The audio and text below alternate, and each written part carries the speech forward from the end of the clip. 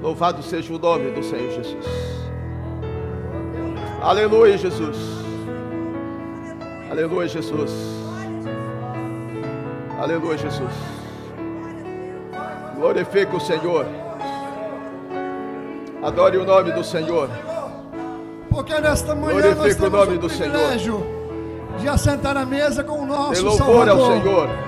Bendito seja o teu nome, Dê louvor àquele que vive. Porque se aqui estamos, aleluia, Jesus. É pela tua graça, é pela tua aleluia, bondade, Jesus. a tua misericórdia, que tem nos seguido todos os dias da nossa vida. Aleluia. Bendito seja o Senhor.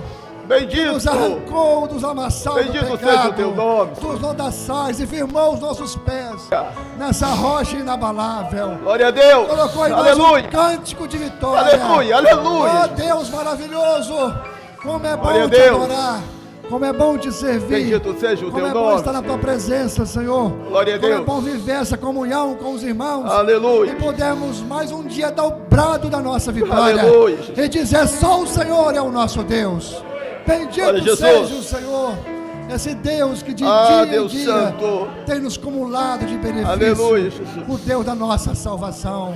Louvamos ao teu nome por esse momento tão especial, Senhor. Glória a Deus. Onde podemos abrir os nossos lábios para adorar aquele que nos resgatou, aquele que nos salvou, aquele que nos ama com amor incondicional.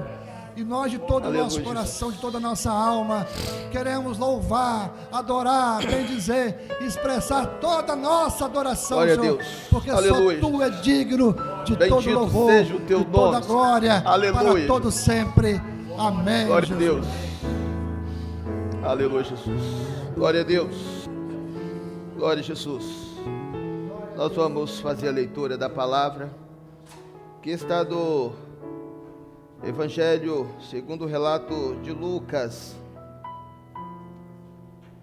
no capítulo 13, versículo 6.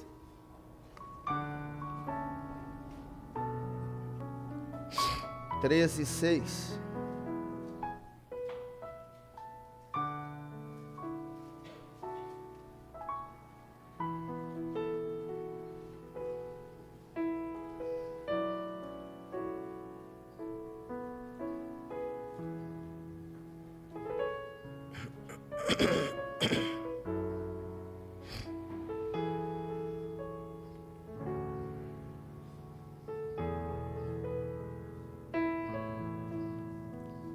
Diz o texto assim: e dizia, 13:6, e dizia esta parábola: um certo homem tinha uma figueira plantada na sua vinha, e foi procurar nela fruto,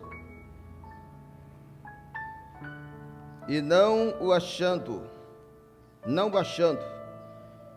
e disse ao vinhateiro: eis que há 3 anos venho procurar fruto desta figueira,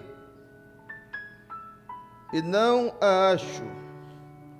Corta, porque ocupa ainda a terra inutilmente. E respondendo ele, disse-lhe: Senhor, deixa este ano,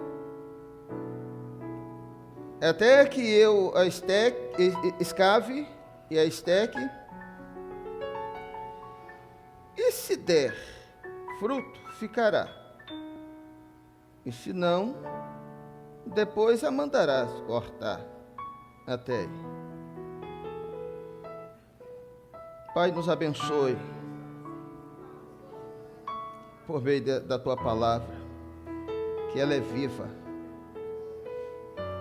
Ah, nosso Deus, nós precisamos ser confrontados. Precisamos, ó Deus, sair da nossa zona de conforto. Nos ajuda, Senhor. Faça o que é necessário, ó Deus, mas confronta as nossas vidas, incomoda a nossa alma.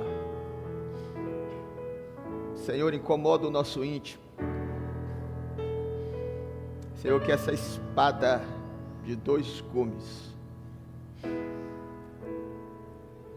opere com retidão nas nossas vidas, tanto a minha vida como de cada ouvinte. Que eu não seja simplesmente aquele que transmite, ó Deus, mas que a minha vida seja a primeira alvo de receber esta ação transformadora, a mudança de vida. Cada um de nós aqui dependemos, precisamos na totalidade do Senhor. Oramos no nome de Jesus. Amém. Poder sentar, irmãos. Eu quero colocar com os irmãos o texto de Gálatas, no capítulo 2,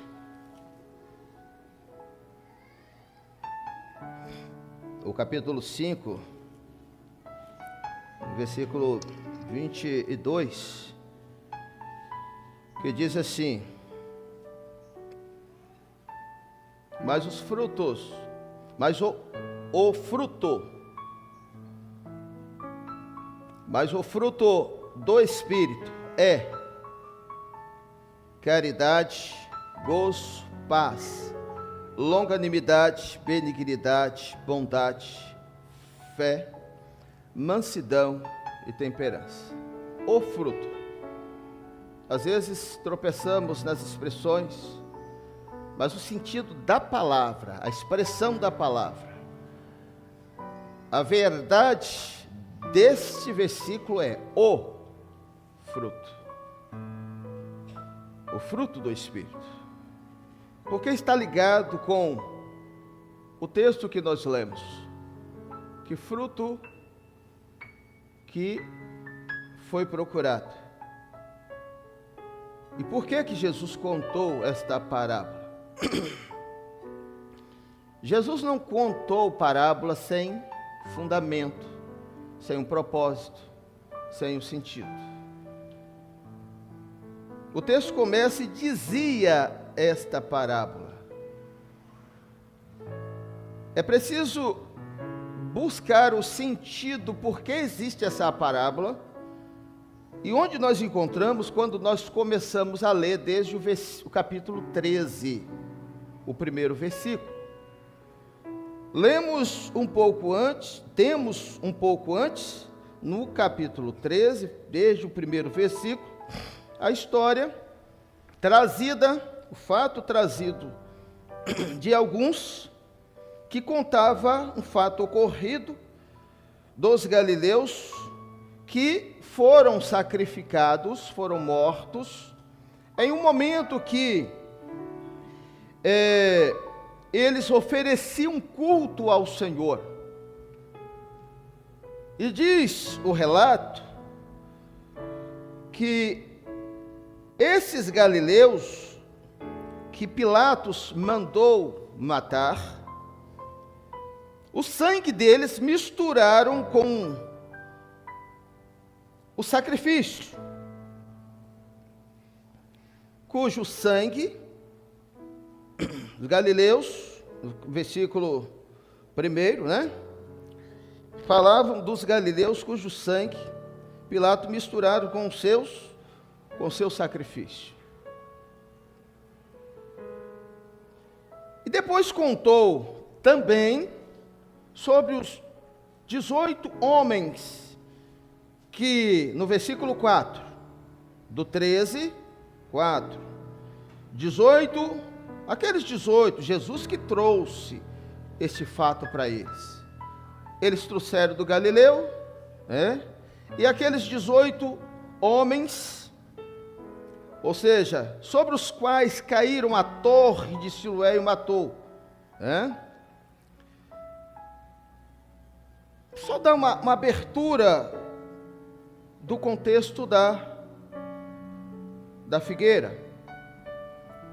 Então, esses dois fatos, Jesus traz para eles o discernir, porque naquela ocasião se pensava, se trouxermos para o nosso dia, você bateu de carro, é porque Deus está cobrando pecado na sua vida. Eles pensavam que por aqueles galileus terem morrido naquele cenário é porque tinha muito pecado. Eles queriam justificar pecado em cima de ações ou catástrofe que ocorria, ou Deus trazendo juízo. Eles achavam isso, que Deus estava trazendo juízo pelo pecado que eles haviam cometido. E não é diferente hoje, tem pessoas que pensam assim. Que foi acometido de uma enfermidade. Nós entendemos pela palavra que crente, ele se submete a uma doença cancerígena. Crente bate carro. Crente tropeça na rua, quebra o dedão. Independente dele ser fiel, ou ele não ser crente, não ser fiel,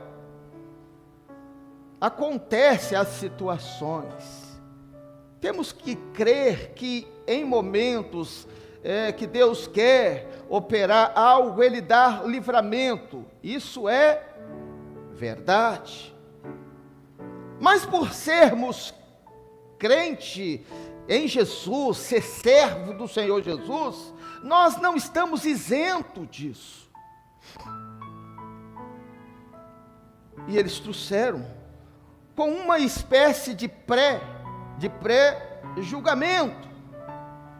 Deus está tratando as condições pecaminosas daqueles ou deste em cima de fatos ocorridos. E Jesus diz assim, não, versículo 3. Vos digo, antes, se vos não arrependerdes, todos de igual modo perecereis. Versículo 5, não, vos digo, antes, se vos não arrependerdes, todos de igual modo perecereis. Então a resposta que Jesus trouxe nas duas situações, dizendo assim, se não arrependerdes, de igual modo perecereis. Quando nós voltamos para o texto que foi lido, que é desde o versículo 6 ao 9, o contexto é o mesmo.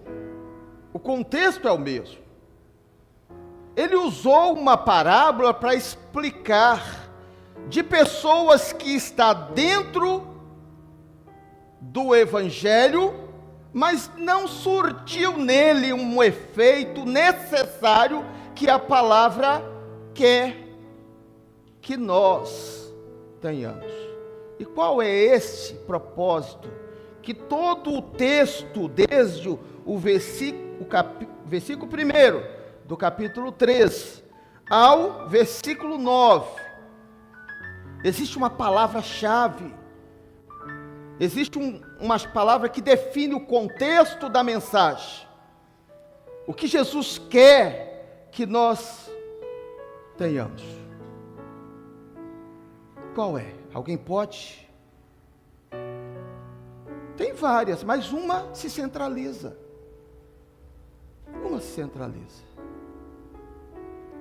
E ela foi colocada no versículo 3 e no versículo 5. Qual é? Pode falar. Arrependimento. Arrependimento. E não só essa palavra, mas mostrando que, se não houver arrependimento, cairemos debaixo de uma condenação, que é o juízo. O juízo de Deus. Mas para que nós não caiamos ao juízo, a uma condenação de Deus, Deus requer de nós arrependimento. E ele contou a parábola. Porque aqueles que trouxeram o fato a Jesus, eles achavam que era justificado ou cobrado mediante a catástrofe que ocorreu. Mas precisamos ser levados ao arrependimento, à renúncia, a compreender que eu preciso ter uma mudança na minha vida. E ele contou a parábola dizendo assim, olha, dizia esta parábola, um certo homem tinha uma figueira plantada na vinha. Aqui, a parábola, ela mostra, claro, está mostrando o fato, retratando o cenário de Israel, que Deus pegou Israel ali e plantou numa dispensação do Espírito Santo. Plantou. Usufruía de toda a riqueza, os nutrientes, a sombra, tudo que de bom aquela figueira, ela usufruía na vinha. É bom lembrar que quando o povo de Israel, lá em Levítico, Deus orientou que quando eles plantassem uma árvore frutífera, no primeiro, segundo, terceiro ano que essa árvore frutífera estivesse produzindo, esse fruto ele não poderia colher, tinha que deixar cair na terra, para adubar a terra. O quarto ano que estava produzindo, aquele ano era para oferecer ao Senhor. E no quinto ano de produção, que eles deveriam colher para comer. Então não é igual nós, que a orientação de Deus lá, não é igual nós fazemos. Nem esperamos o fruto madurar o primeiro, né? Deus tinha um ensinamento. Porque são as etapas na nossa vida. Deus nos plantou nesta vinha.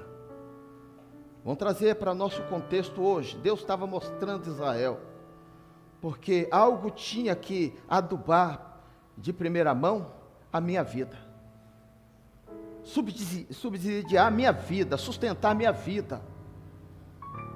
Aquela planta tinha que se produzir para se sustentar. E nós nos sustentamos na oração, no jejum. Os frutos que nós, que foi o fruto do Espírito, que foi lido lá em Gálatas, e todas essas ações da nossa vida, é para um benefício transformador na nossa vida. Amor, paz, gozo, paz, longanimidade, benignidade, bondade, fé, mansidão, traz uma condição para a nossa vida de gerar uma plena e boa condição de vida com Deus. Depois, ao tempo, isso vai, dando sempre louvor a Deus. Depois, ao tempo, isso aí vai atingindo pessoas do lado. As pessoas começam a olhar, dizer assim: fulano é uma nova criatura, fulano é uma nova vida, é uma nova pessoa. Por quê? Porque ele já está alimentando externamente. Mas Jesus vai dizer assim que há 3 anos ele estava procurando na parábola, 3 anos, este homem estava procurando frutos e não encontrava. Qual é a ordem? Corta. Corta. Que diz o texto? O salário do pecado é a morte. Mas o dom gratuito de Deus é a vida eterna. O salário do pecado. Mas Deus proviu de um escape para nós. Ele agiu de forma gloriosa conosco. Olha o que diz. E disse o vinhateiro: eis que há 3 anos venho procurar fruto nesta figueira, e não acho. Corta, porque ocupa ainda a terra inutilmente. É digno de morte. É digno de morte. E respondendo disse: Senhor, deixa a este ano. Talvez nós precisamos, neste versículo 8, fazer uma reflexão na nossa vida. Porque uma vez que o fruto, lembra lá nós falamos sobre arrependimento.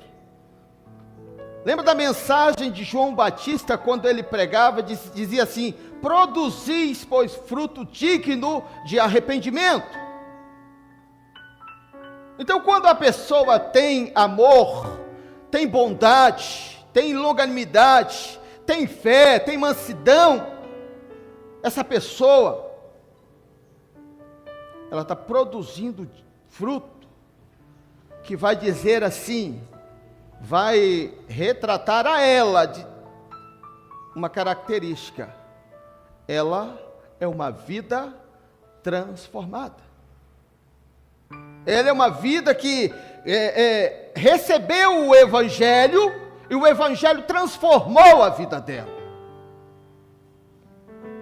Fruto digno de arrependimento é operado conforme Gálatas, no capítulo 5. Mas quando refletimos nesse versículo 8, podemos perguntar a nós mesmos,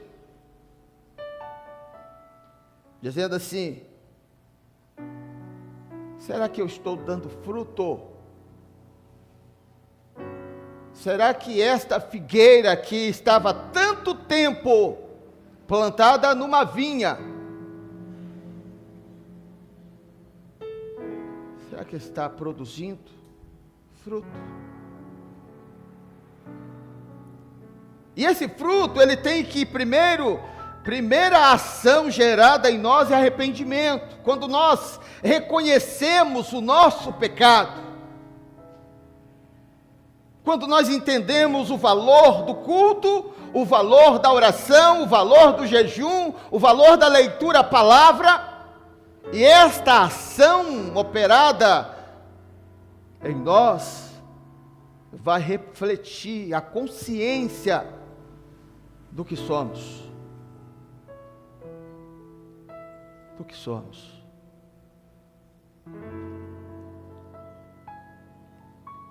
Mas o texto diz assim: deixa este ano até que eu escave e esterque.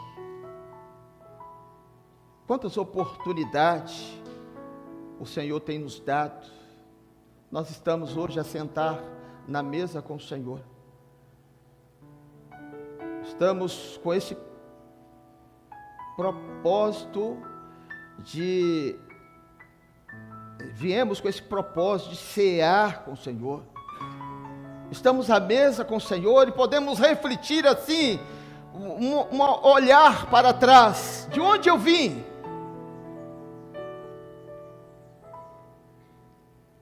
Agora o Senhor abriu os nossos olhos de forma para entender o valor da cruz de Cristo, o valor do que foi pago para a nossa redenção,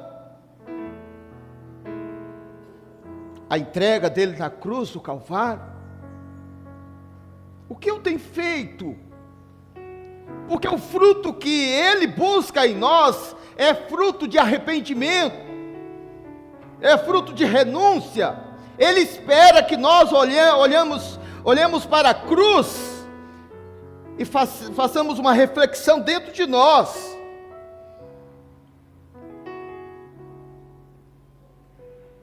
Que mudança tem tido em nossas vidas? Mas ele está dando mais um ano. O texto diz assim: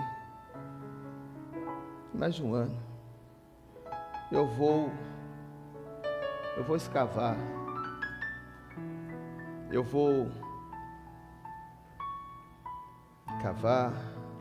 Eu vou colocar esterco.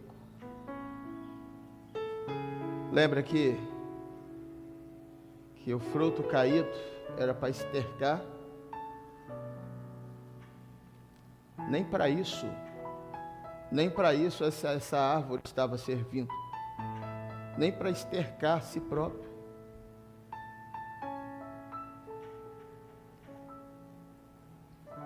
Talvez é uma reflexão que nós devemos fazer.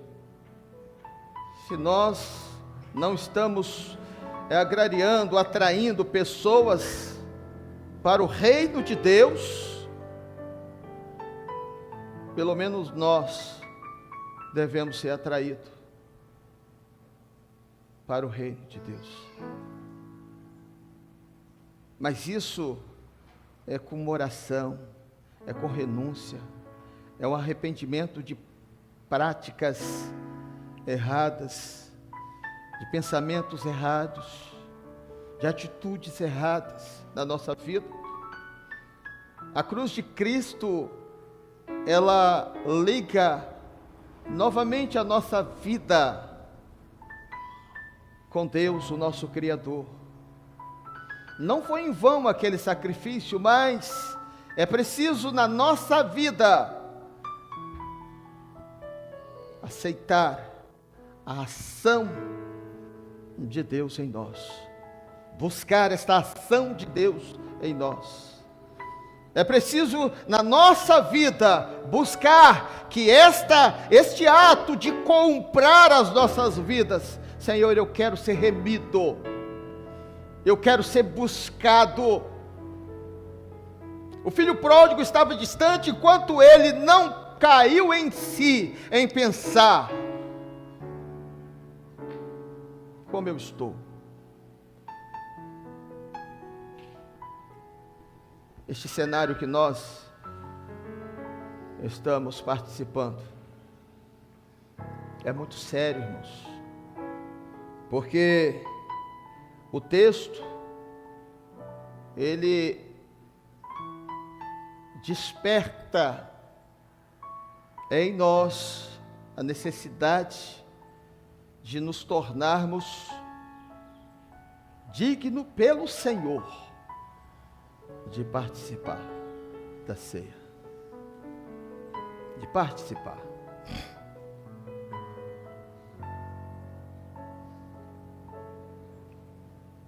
E respondendo ele disse: deixa este ano até que eu escave e esterque, e se der fruto, ficará, e se não, depois mandará cortar. Uma atitude é arrependimento nosso, do nosso pecado, da nossa prática. E outra consequência do não arrependimento é que este Jesus, que vem com o propósito de reconstruir, religar, restaurar, Ele é juízo. Virá e cortará esta figueira plantada na vinha. Fazemos uma reflexão da nossa vida, como nós conhecemos, de onde saímos do pecado, saímos da condenação da morte e entramos na vida que é Cristo. Mas como é que nós estamos vendo, olhando, valorizando esta vinha? Está plantado na vinha, está plantado em uma vinha do Senhor. O sangue de Cristo está sobre a sua vida, o sangue de Cristo está moldando, transformando a sua vida, o sangue de Cristo está dando nova característica, caráter à sua vida. Esse é o propósito. Louvado seja o nome do Senhor. E é interessante que no texto que retrata toda essa condição da ceia, que está em 1 Coríntios, no capítulo 11, o texto vai dizer assim, olha, examine, pois o homem a si mesmo. 1 Coríntios 11, 28, diz assim, examine-se, pois, o homem a si mesmo, e coma deste pão e beba deste cálice. É uma reflexão, um olhar para dentro de nós, para as nossas vidas. Aquela figueira, ela não olhava, ela não entendia a necessidade dela produzir fruto. Cada um de nós precisamos entender a necessidade de frutificar, produzir fruto digno de arrependimento. E diz ainda, porque o que comer e beber indignamente, come e bebe para a sua própria condenação, não discernindo o corpo do Senhor. Discernir o corpo do Senhor é você saber que é uma ceia mostrando para o sacrifício de Cristo. Ainda, o discernir o corpo do Senhor está contextuando a perfeição de Jesus. Ele não tinha pecado e eu tenho pecado. Discernir o corpo do Senhor é saber que eu que deveria estar naquela cruz, mas Ele foi no meu lugar. Discernir o corpo do Senhor é saber que eu merecia e mereço a condenação eterna, mas Ele se propôs a me salvar. Se eu não entender esse propósito de Deus na minha vida, é inútil o cristianismo, é inútil cear. É por isso que o texto vai dizer assim, o texto não proíbe você participar, mas te dá a oportunidade para você discernir o corpo e o sangue. Você entender que é o sangue dele, é o sangue dele inocente, comprou a minha vida.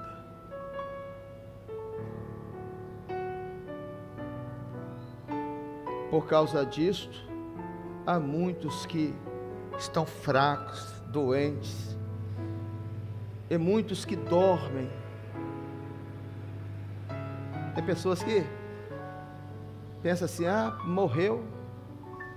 Não, está falando nada de morte física, doença física, não está falando nada de fraqueza física, nada disso. Está falando de fraqueza espiritual, está falando de doença na alma espiritual, está falando de morte espiritual. Muitos que são acarretados a isso, porque nunca discerniu. É a figueira plantada numa vinha, não estava discernindo. Por que dela ler? O que eu estou fazendo aqui? Qual o propósito? Deus te chamou para a vida. Deus te chamou para a salvação. Deus colocou na sua vida valor. E você olha para dentro de você dizendo assim: eu sou improdutivo. Mas Deus é Deus de milagre. Quando você discerne pela fé, o que Ele pode fazer? Lembra de Abraão? Um ato físico, um ato na matéria que Deus operou, moveu a fé dele na sua vida. Deus faz você ser produtivo. Porque quando você opera a sua vida com fé, saber que é Ele que vai conduzir a sua vida, saber que é Ele que vai operar na sua vida, não é a sua força, não é seu mérito, não é o nosso mérito, mas é a força do Senhor, que vai ter o efeito transformador na sua vida. Mas hoje o propósito do Senhor é que nós reflitamos, colocamos na nossa mente a necessidade que Ele esterque, que Ele cave, que Ele trabalhe na raiz da nossa vida, para que possamos produzir frutos que vai edificar pessoas lá fora, que vai galgar pessoas para o reino de Deus, que vai edificar nossa vida na presença do Senhor.